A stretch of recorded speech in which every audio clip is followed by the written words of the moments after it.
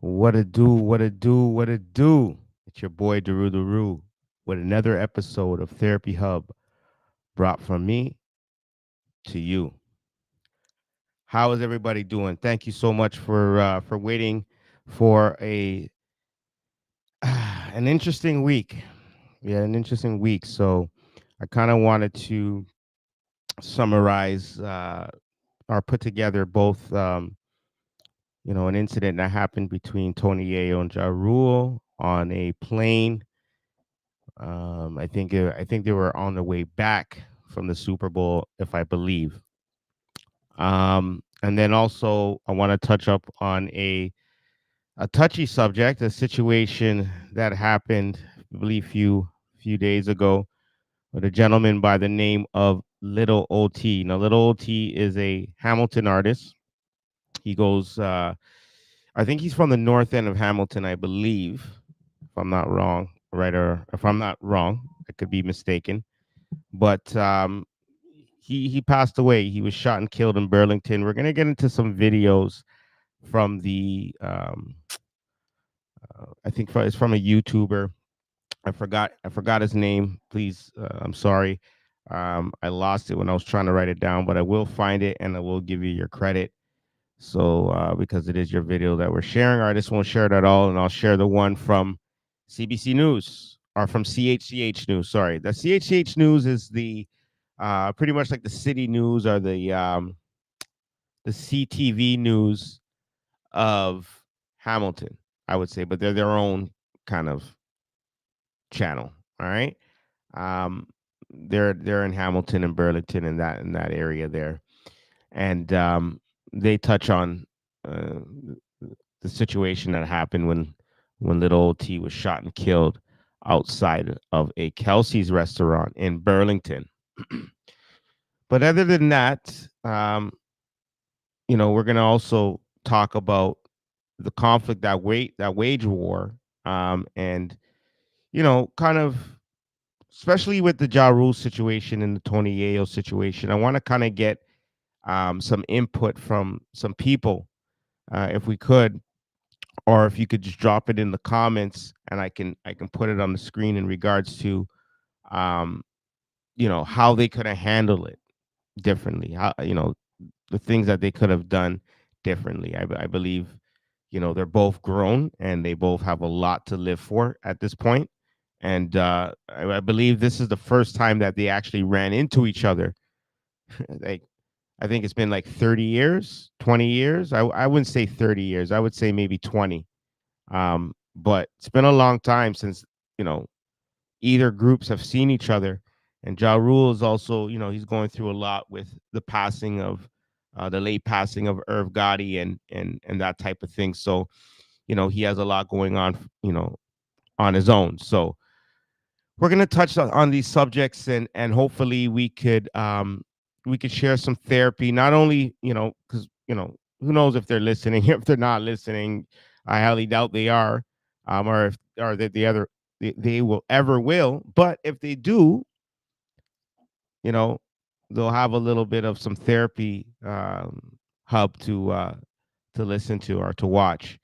But for the most part, I kind of want to get other people's insights on it, because I do feel like this could have been handled differently.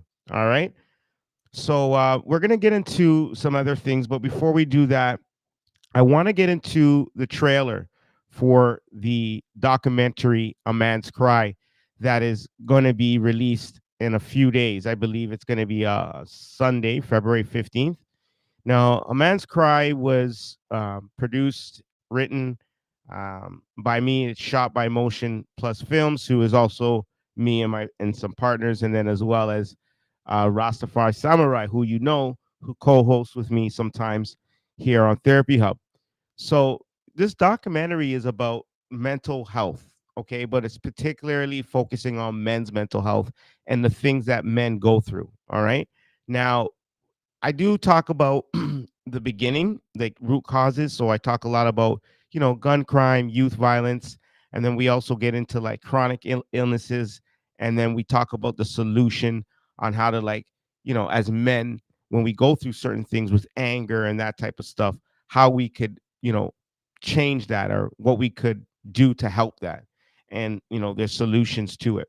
But doing the documentary, I kind of figured, hey, there's going to be so much more to talk about for men's mental health. So, I don't want to talk about exactly for, what we're going to talk about for the next piece, because I don't want to spoil the first part. But I do know that you're going to enjoy it.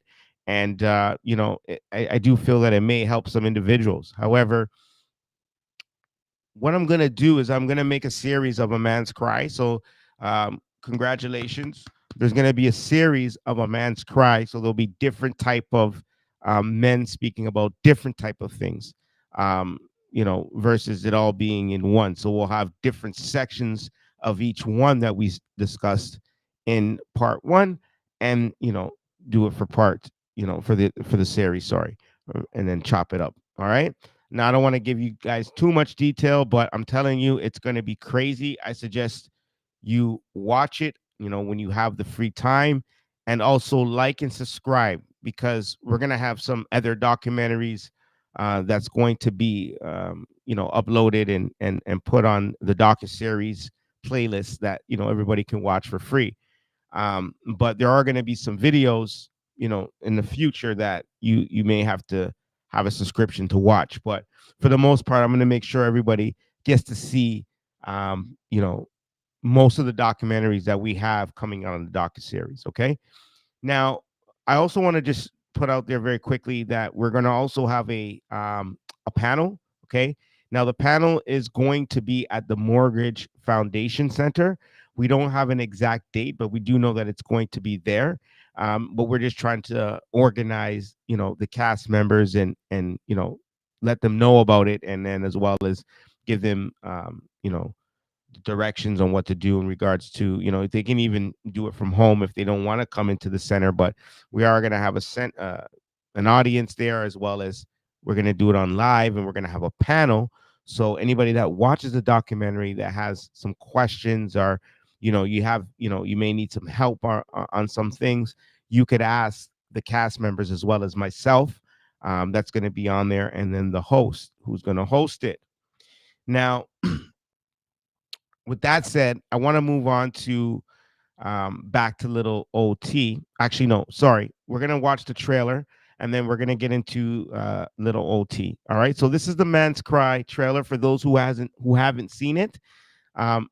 It's been released, I believe, 2 weeks ago. It is on our YouTube channel, but for those who want to watch it on our live with us now, we're gonna watch it. So stay tuned, and please, if you have any questions or any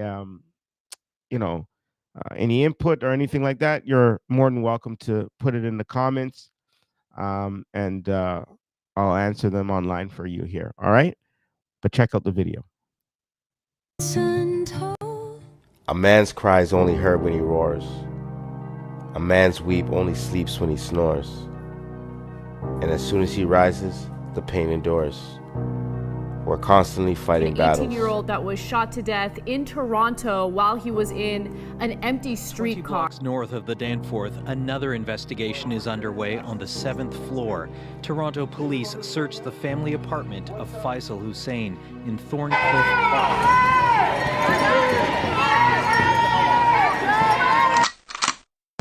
Gun deaths across the United States is one of the wildest statistics on earth. So anytime I hear of a gun death in Toronto, it cheeses me, man, because I love the fact that we're a big city that's not a big American city, because our statistics prove that just because you're a big city, you don't have to have all types of crime, gun violence, murder, etc. So even though the population is so big, and statistically we don't have as many gun deaths or murders as they do in bigger American cities, I hate any time that I hear about it. When you talk about a child being shot in their sleep, what you're referring to is a scenario that should never, ever happen. No one should be unsafe in their own home. We shouldn't be unsafe on the street, but we certainly shouldn't be unsafe in our own home. There's a need out there. Basically, myself growing up in housing as a youth, at one point we didn't was shot on us at a crucial time at a teenage when you're trying to find yourself. And instead of us finding ourselves in a safe haven, we found ourselves outdoors where, we became curious. So over the years, I had the opportunity, to say the least, I've been to pretty much a large amount of provincial institutions. I'm Richard Miller, the founder of Keep Six nonprofit organization. Keep Six is a nonprofit organization that caters to the marginalized community and individuals impacted by the justice system.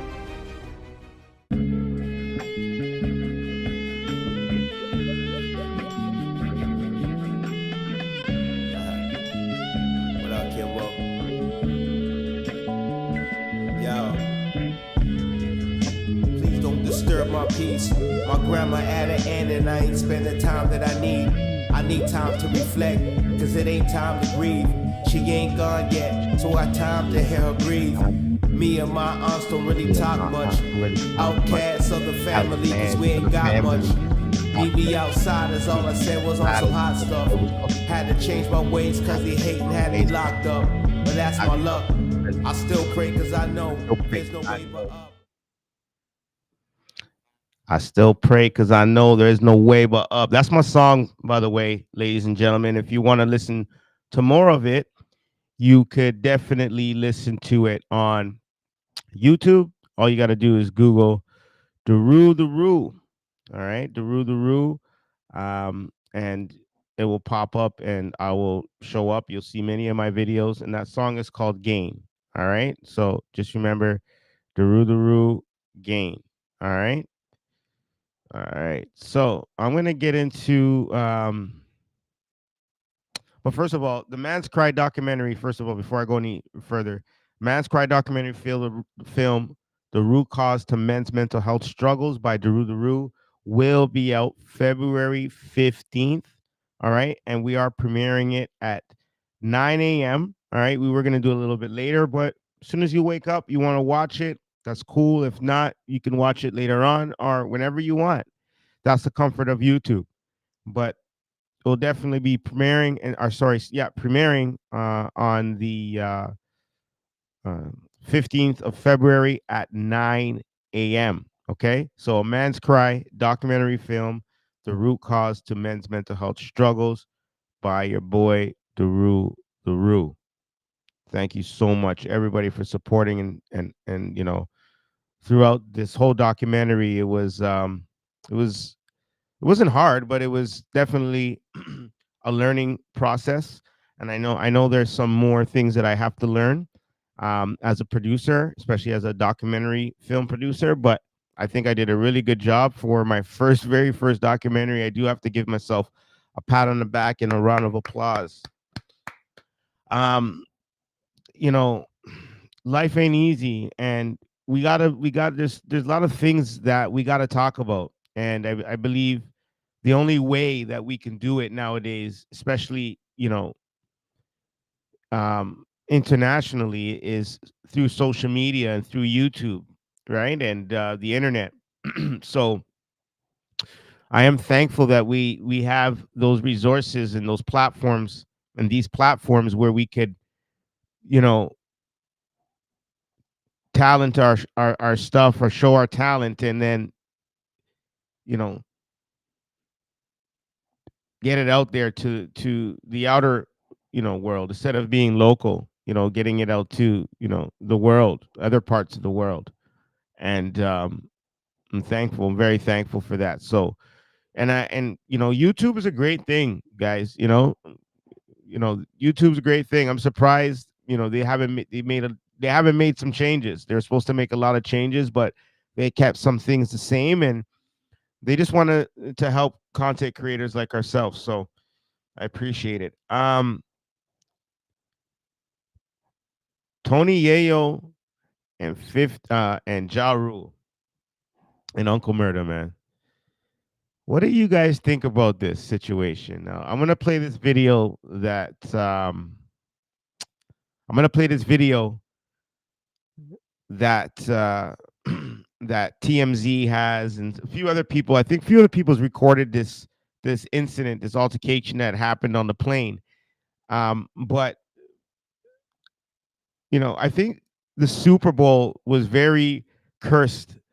There was a lot of bad vendetta during this Super Bowl. Even if you watch the Super Bowl, during the Super Bowl, there was people running on the fields, and then there was criticism about Bad Bunny and his halftime performance, which I don't believe.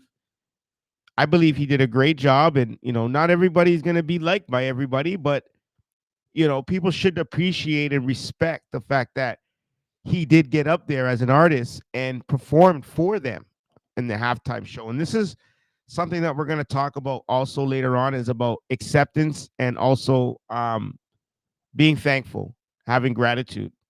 I think as people, we tend to like worry about what we like and what we can cater to versus what is actually peaceful at the moment and what needs to be presented. And I feel with everything that happened that's been going on with ICE, and that's been happening in the US with especially the Spanish people, and it's Black History Month, I actually like that um that they did that performance, that they chose Bad Bunny to perform. And the other thing is that Hispanic people are going through a lot of racism in America, especially, just like Black people have, and they have been for years. Um, so they're considered brown people, as I was explaining in one of the lives or one of the episodes that we have. In that, I think it was with Heavy, actually, MC Heavy. Shout out MC Heavy, by the way. He did a wonderful interview with us. I believe it was last week, or yeah, it was last week.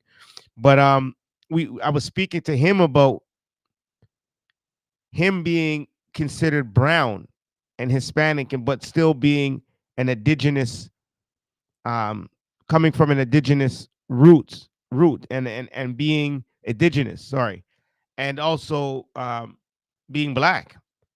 So in all respect, I think that this was a perfect timing, especially with the whole war that's been going on in the United States with ICE and the civilians, and you know immigrants that have came into the country and came here to work, and just have a family and provide for their family. I believe that it was much needed. All right. So if anybody agrees with me, drop it in the comments as well. But like I said, I believe that it was much needed. All right. We're gonna get into this video with Ja Rule and um Tony Yayo and Uncle Murda. But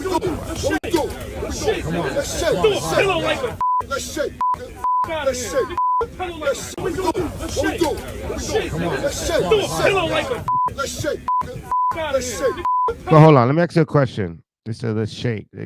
What's shake mean in the States? It means let's fight. I never heard that term before, and I have a lot of States homies.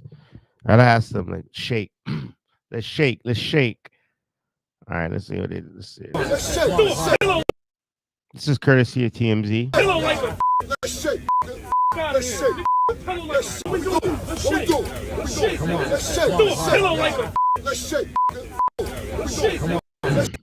There was like there was another video of in the beginning when Uncle Murda was calling him a sucker, and I think and then Ja Rule turned around and called him police and said that they were police, and I think that's what kind of sparked everything, and then that's what led to this situation.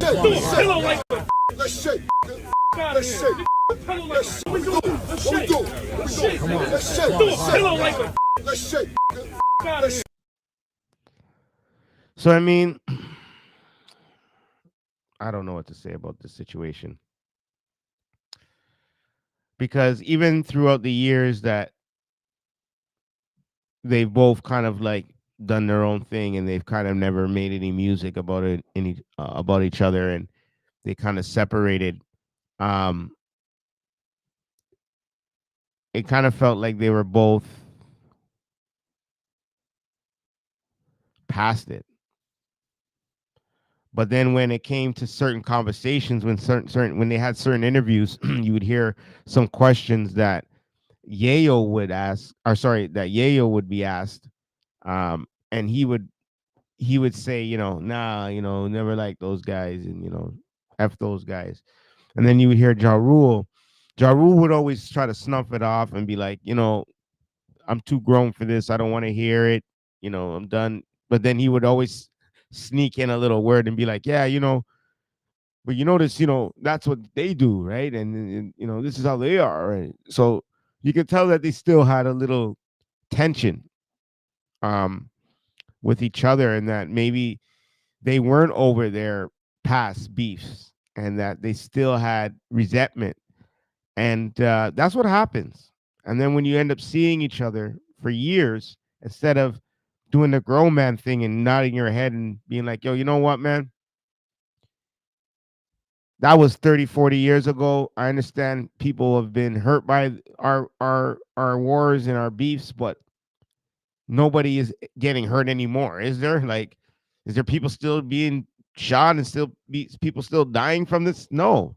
It's 30 years ago. And this is what I don't understand. It's not like they created a beef in the streets that led from the young homies. Maybe it has for some. Maybe it has for some of their young homies, that if they do see some of those guys, it's still a problem. But I mean, for the most part, there hasn't been a problem, right? And when people have beefs and stuff with each other, it usually carries on. It usually, you know, every 2 to 3 years, something happens to either side, right? I never see a beef that dies for 30 years, 20 years, and then sparks back up again. I think that that's something that these guys need to work on themselves, and to figure out, look, are we really wanting to kill each other? Because if they are, then they should just go somewhere, meet somewhere, and kill each other. I always tell people that if you have a problem with somebody that bad and you want them dead, or you want them, call each other up and say, hey, let's meet at A and B and let's have a head on, and the best man wins. You never hear that. People always want to sneak and do this and do that. So, wait for, a certain amount of time. And I feel like if you're going to wait for something, then you might as well just let it go. Because, time is precious, and the time that you're waiting, you could have used that time valuable for something else. Okay. So I believe that Tony Yayo and Ja Rule has still some type of anger issues, or still some type of resentment that they do need to work on and get over. I don't believe that they want to kill each other, because if they did, they would have killed each other right then and there. They both they're all saying, hey, well, um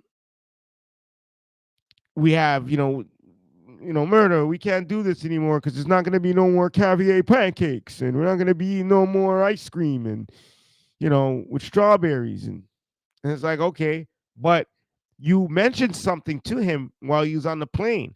If that was the case, then why would you say anything to him? You see him on the plane, I would have just said, yo, look at this, look at Ja Rule, man, that's crazy. Yo, Ja Rule, you good? yo, we just ran into Ja Rule, call 50, yo, 50. Yo, Ja Rule's on the plane, son. 50 be like, you it's laugh. You know what I'm saying?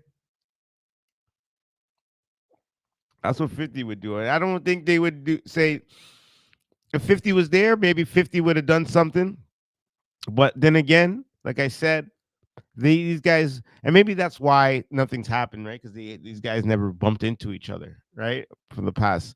But still, like, if it was that serious, man, and you really wanted this person, you guys really wanted to get at this person, it would have been done, right? And I just feel like 50 already established his point that he wanted to make to Murder Inc. by um, the success that he had during disrespecting them and dissing them. He became successful out of it, and they never really had. So for the most part, I would believe that 50 would have a different view on all of this and be like, you know, at the end of the day, I won. And so, leave them alone. If you see them, just let them, let Ja Rule be. Now, on Ja Rule's defense, and also to Tony Yayo, I'm gonna say first to Tony Yayo and Uncle Murder's defense is that Ja Rule, I don't think he said anything to them first. Because they explained it. He noticed them when he seen them. He looked at them. Then he sat down, and then he was in front of them. And then he said to them, "Yo, you good?" So if somebody to you, and then they say, "Well, he seemed nervous," and I'm like, "Okay, well, if somebody to you seemed nervous, right?" And they said, "Yo, you good? You good? You good?" I would be like, "Yeah, I'm good, man. All right." you know. But they carried it on and like, "Yo, yeah, we good. What the fuck you talking to me for?" And you know how it is with ego, and nobody could have zipped it and sat down, and they both kind of like started beaking at each other. Now, I feel like the beaking was unnecessary for the simple fact of being that you guys are on a plane, and knowing that you guys can't do anything to each other, knowing that you guys are not going to get off the plane after and handle the fact that one of you guys are going to end up getting removed from the plane, and unfortunately it was Ja Rule. But what was the whole point of that? And Ja Rule, I think, to his defense, I think Ja Rule made a better decision. I think Ja Rule was smart in what he did, and I think that he didn't need to react any further because he was already heated. You can see here in this video I'm going to play again. He stood up to them.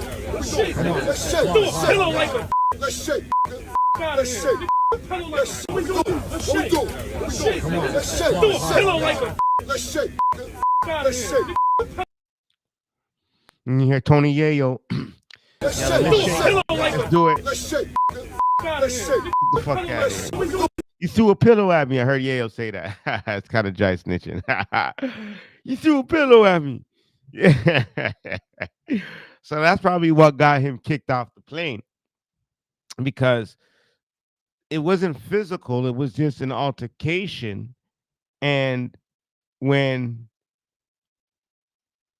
Ja Rule, I guess they were talking when Uncle Murder was calling him a sucker. Ja Rule got up, turned around, took the pillow, threw it at him, and then that's when they got up, and then that's when this happened, right? And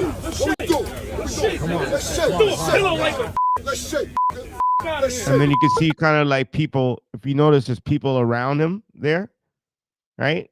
If you look, there's a guy beside him.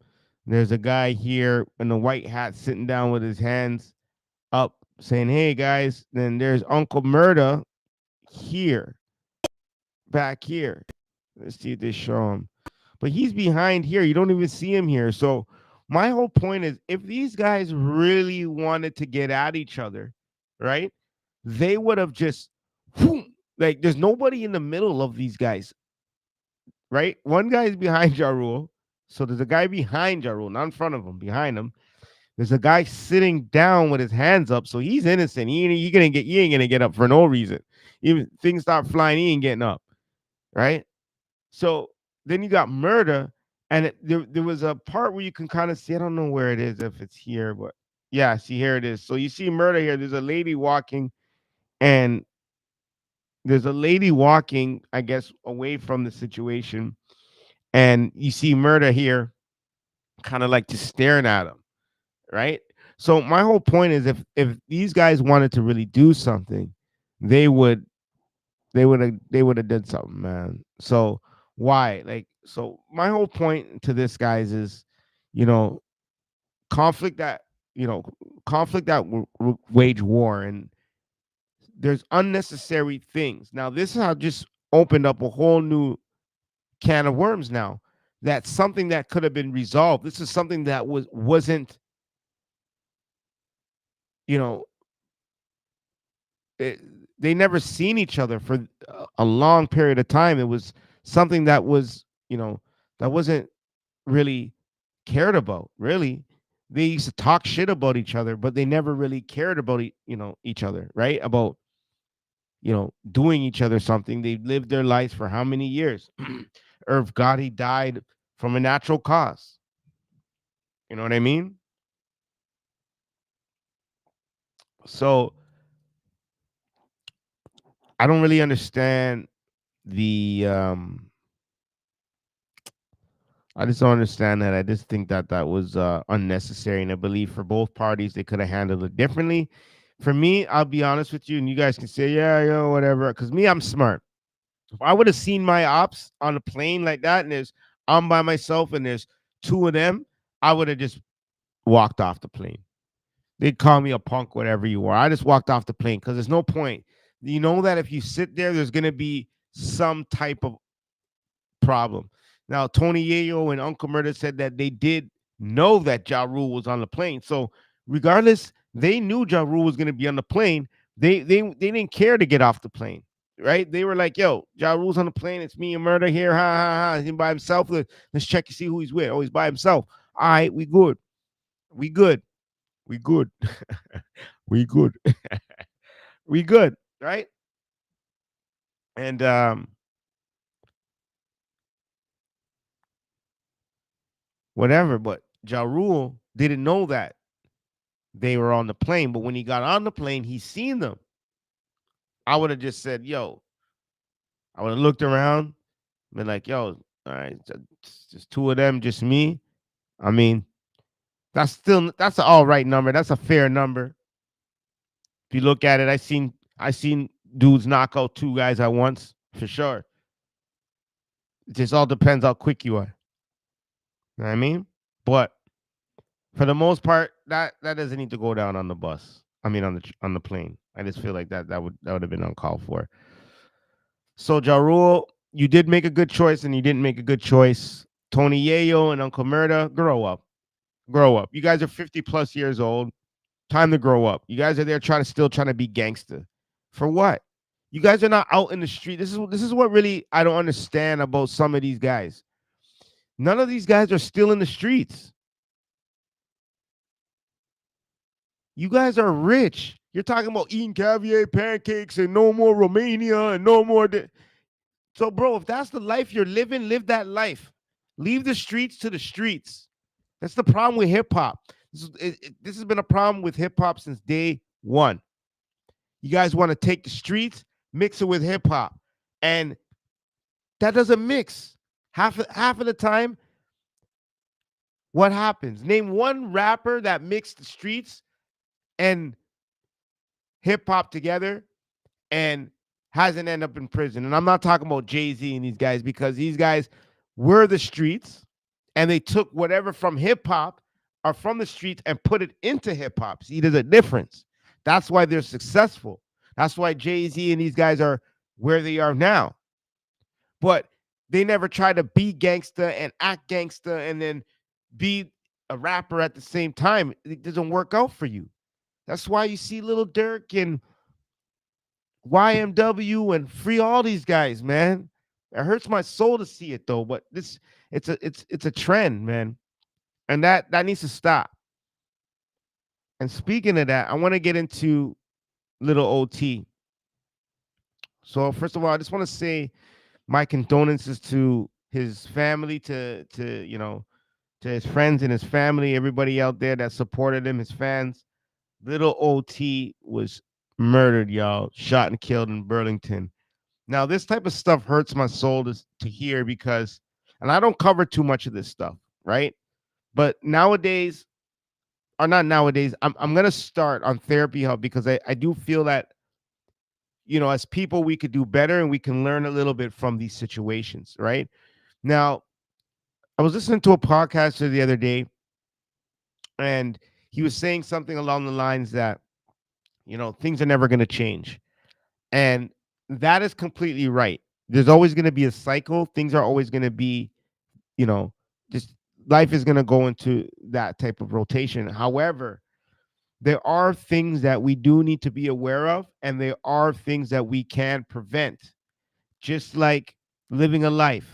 You know, our time to go is our time to go, but there are times that we can prevent dying or prevent losing our lives. So it's all about prevention, if you think about it, and awareness and being aware. Okay.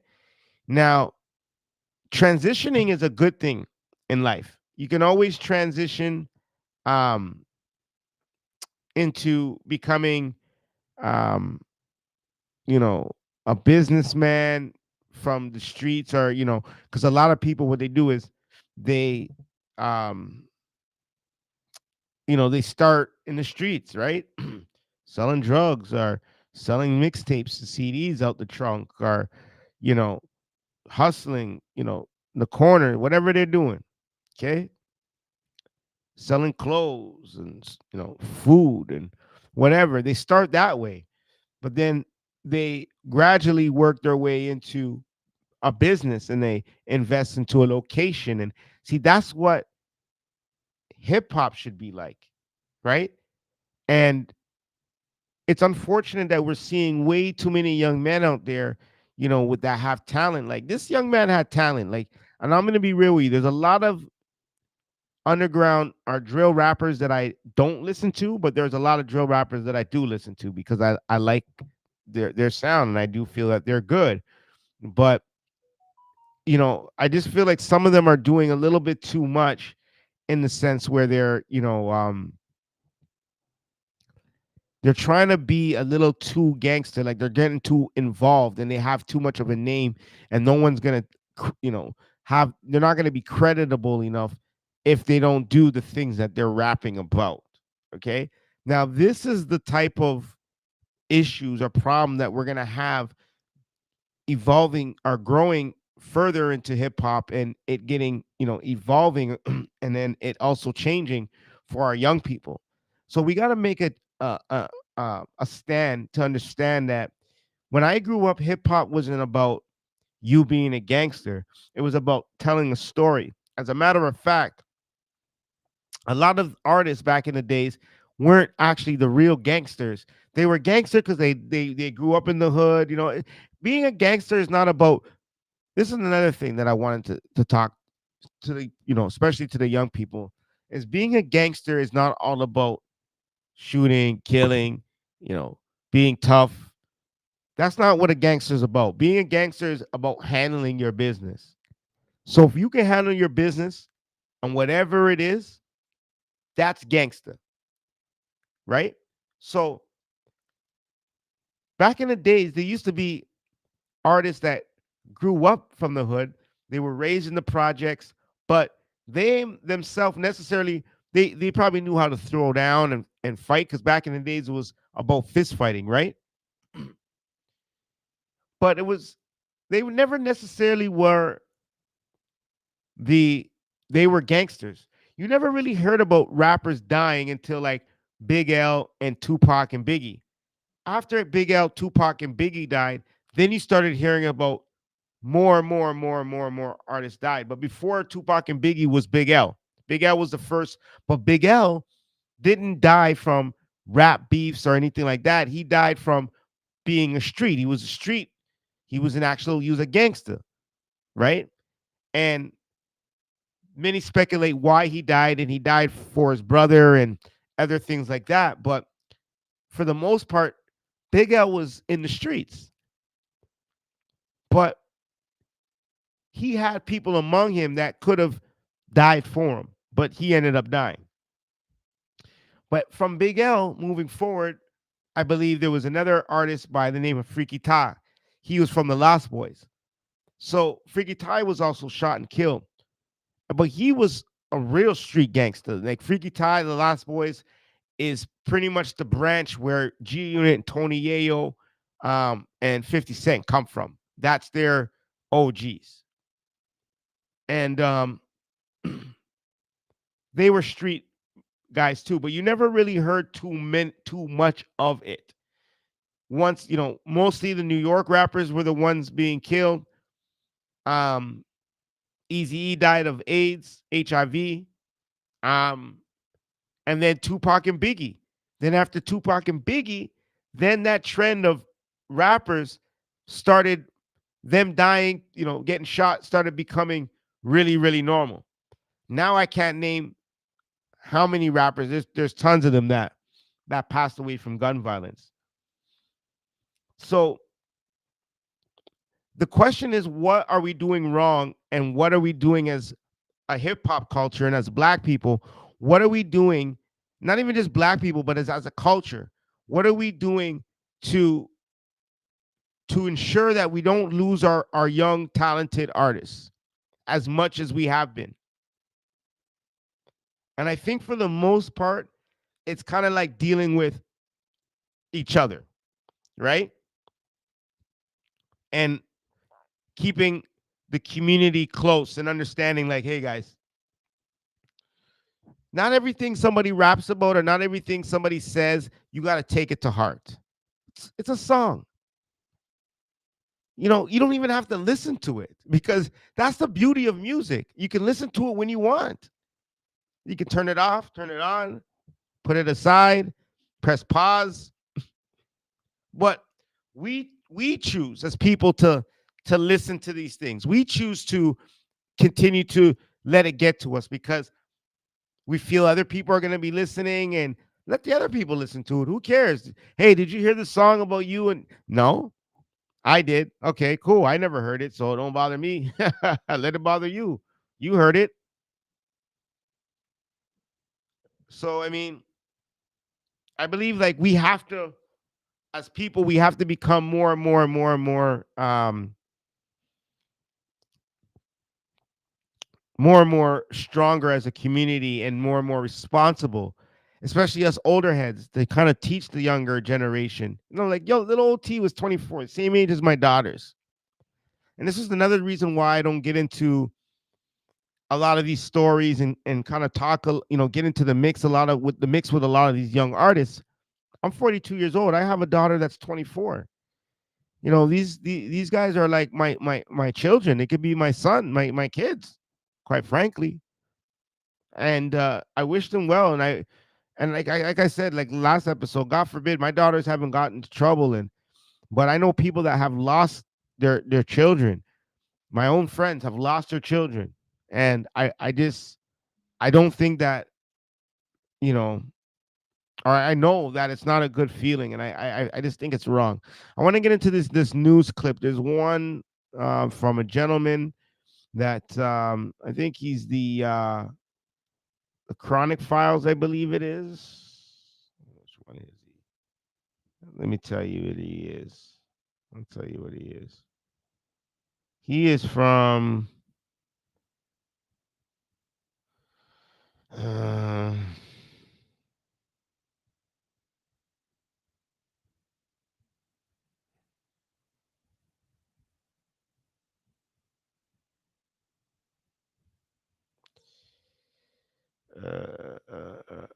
anyways, I can't even think about this where this guy is right now. I'm looking for his thing right now. I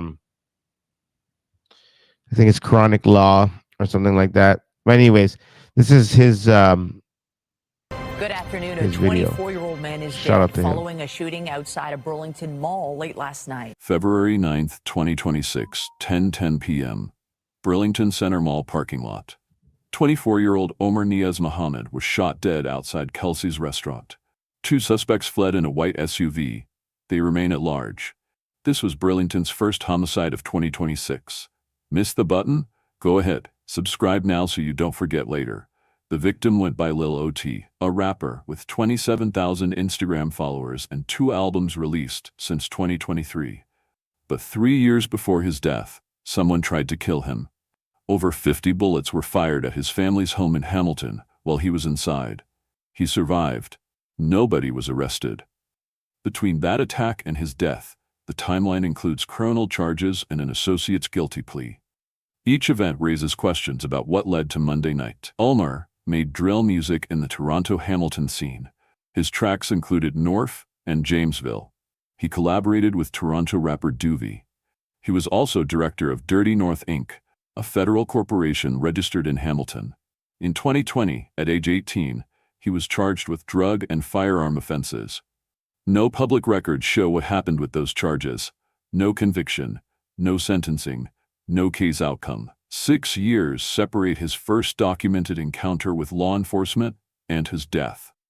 After surviving the 2023 shooting, Omer didn't relocate. He continued releasing music. He maintained his Instagram presence. He stayed visible in the same area where someone had tried to kill him. In 2025, at Development, a former music associate pleaded guilty to weapon charges. The name hasn't been released. Police haven't confirmed any connection to Omer, but the timing is notable. 2 years after the failed hit, someone in his circle accepted a plea deal. 1 year after that plea, Omer was killed. Quick reminder, if you're still watching, ask yourself one thing. These aren't isolated incidents. Someone wanted him dead for years. If connecting these dots matters to you, why not subscribe so you don't miss what happens next? Monday night, the mall was still open. People were shopping. 2 suspects approached Omer in the parking lot near Kelsey's restaurant. They shot him in the upper body. Witnesses were present. He was transported to hospital. He died from his injuries.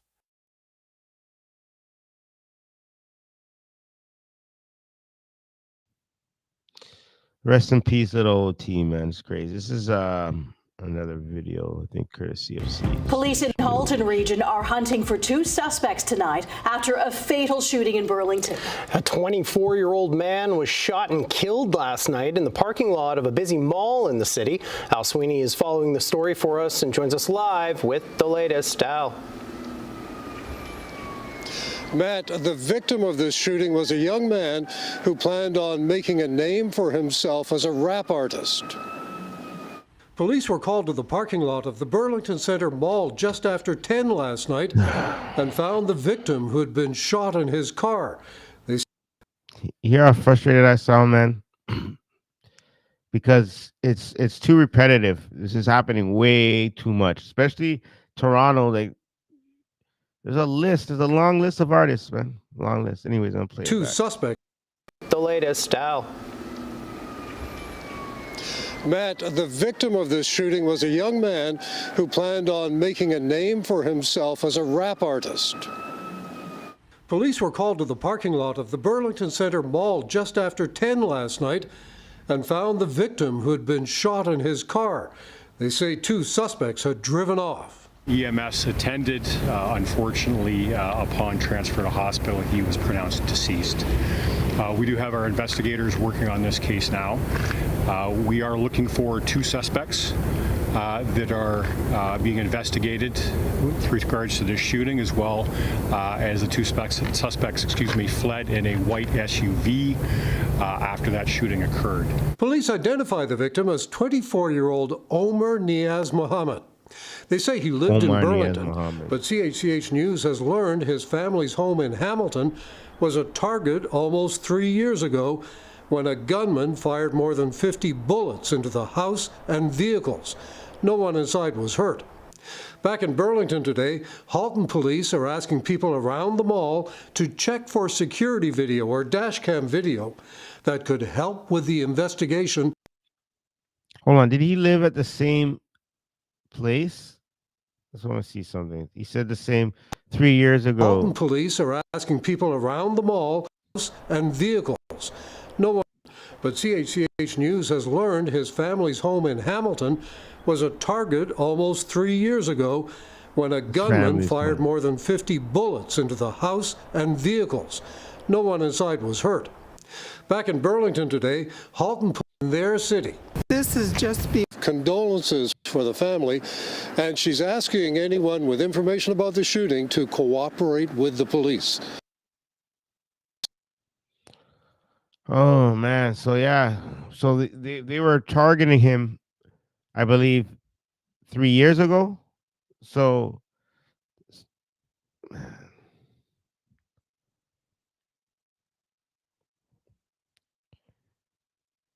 let's see what he said. Was it 3 years ago? He said. Police in Halton region are hunting for 2 suspects 3 months tonight ago. after town or and it's too close to home. And she's asking anyone Town or in their city. this is It's just unfortunate. Knew the victim, say he was a rap artist known as Lil OT and was working on his career. Very nice guy. It's just unfortunate. Very talented, up-and-coming rapper. It was very unfortunate. And Burlington residents have video that got 50 bullets into the house and vehicles. No one inside was hurt. Almost 3 years ago, when a gun. So yeah, 3 years ago, man. So I would have. I mean, I don't know if his family moved from there. Maybe they did move, and he was living in Burlington at the time, and then they found him there. Who knows? I'm not gonna make any assumptions and say he should have did this and should have did that, man. Rest in peace to him. My condolences to little OT and his family and his friends and everybody, his fans and everybody out there that supported him. I didn't know too much of him, but I did know of him, and I did know some of his music, and I did like some of his music, and I was keeping my eye on him, seeing him grow up and that type of thing. And I believe that I think he was really. And someone mentioned something, I can't remember what I was watching, was one show, and they mentioned how well he spoke, and I do think that he speaks very well. I do think he speaks very, very, very well. I think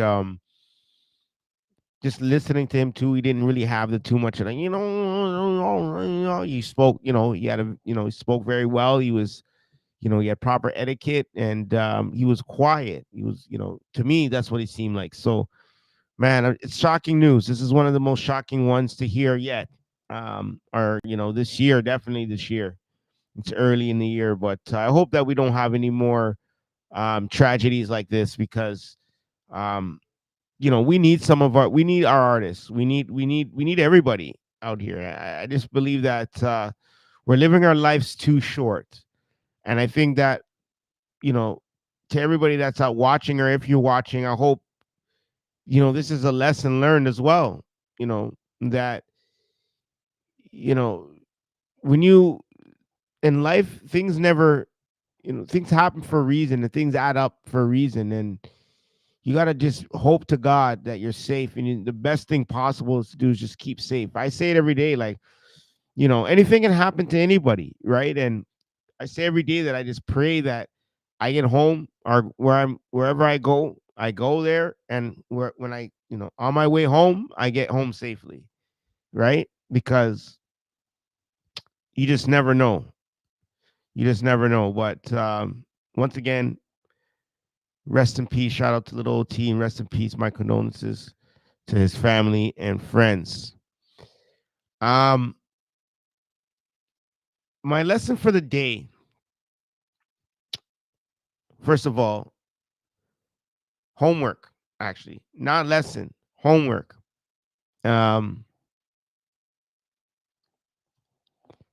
Self-therapy. We're gonna do some self-therapy. Let me know in the comments, what do you do for self-therapy, guys? For the last couple of weeks, I've been working out. So Saturdays are Sunday mornings now. Saturday and Sunday mornings, I've filled up my punching bag. So I do my boxing, my push-ups. I got my push-up bars there. And then I'm also I ordered a pull-up bar and some weights. So waiting for my pull-up bar and my weights. And once that comes, then I'm not gonna have no gym to go to. I can officially work out at home, because all I really do at the gym anyways is pull-ups, push-ups, dips, and do my arms. On odd time I use the bench press, but I do the I use the deadlift. So I don't really do too much. I can do all that at home other than the deadlift. So if I wanted to use the deadlift, I usually use the deadlift like once every 3 weeks. So I can usually just go to the gym and do that. That's not a problem. But for the most part, all I gotta do is work home. So that's my self-therapy. If anybody out there has any self-therapy, or if you have any thoughts, or if you have any ideas for us to share for other people out there that may be going through a tough time and just need a little bit of help with some self-therapy, but just don't know what to do, please put it in the comments, DM us. We'll put it in on the screen on our next lives. And we'll share it with everybody. I think that's a really good idea. I think self-therapy is the best thing to do. But I think we're gonna head out. But before we head out, I just want to shout out my sponsors, Lost and Found. They are everywhere right now. TO, LA, New York, Chicago, originated in Mississauga. Shout out my boy Shaz from Malton, MA all day. But he has some real cool stuff. You can get curated retro gears. You can get collected finds. But the most important thing is that he has unlimited drops. You know what that means? It means as soon as he releases something, it goes quick. So you really got to get on that and purchase that as soon as you can, or else somebody else is going to be rocking your gear and your swag. You heard? So make sure you get that. It's your boy Shaz from Lost and Found. All right? You already know. I also want to shout out Sultan Jewelers. We buy and sell gold. Come visit us at 1408 Gerrard Street East in Little India. That's 1408 Gerrard Street East in Little India. Now, we have a big special sponsor that I'd like to shout out today. And because he's also in the documentary that I was playing today. He was in the trailer, Marlon Mortgage, as you see there, if you knew who he is. And he has a lot going on right now. He has great things going on. He has his own foundation center. Okay. Now this place is, I think it's located in Scarborough and Manville. All right. It's, I'll give you the address right now. I'll tell you the address right now. He is at 117 Manville Road. All right. That's 117 Manville Road. And that is in Scarborough, Ontario, Unit 203. But if you're between the ages of 12 to 29 and you live in West Scarborough and even in East Scarborough, South Scarborough, or North Scarborough, head on down to the Mortgage Foundation. They have safe havens. They do tutoring, daily activities, and more. You can also visit them at themortgagefoundation.ca for more programs and volunteer opportunities. Shout out my boy Marlon Mortgage doing big things. But yeah, we're gonna head out, and I hope everybody liked this show today, and took a little from it. It was a little bit based on Ja Rule and Tony Yayo's situation, but once again, there was conflict resolution that could have been done and that needed to be done in this situation. So we had a little bit of therapy reaction for that. And then, of course, little old T, man, we want to say rest in peace once again, and our condolences to you. And to all the young homies out there, all the young drill rappers out there, I hope you can take your skills, take your drill rap and use it in a different way, in more of a positive way, versus, getting yourself involved in these wars and getting yourself potentially put in jail or murdered. All right. Life is too short and too sweet. But we're going to head out. It's your boy, Darue the Rue. I hope everybody's safe and y'all take care. Peace and love.